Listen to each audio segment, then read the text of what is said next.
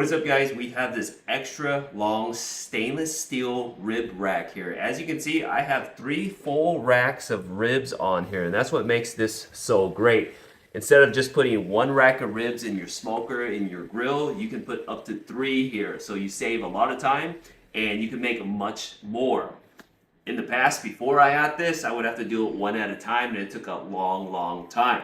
Now, first off, you have to know a few things. You have to have a smoker or a grill that's at least 18 inches in terms of size, so the bigger, the more useful this will be. Smaller, you can't put this inside, and that's because this stainless steel rack, it's about 15.7 inches long. In terms of width, over here, it comes in at about 9.5 inches, and in terms of height from the top to bottom, about 3.5 inches. Now the space in between the ribs here, and here, it's about 1.8 inches. So you can picture how thick of a set of ribs you can actually place on top of here.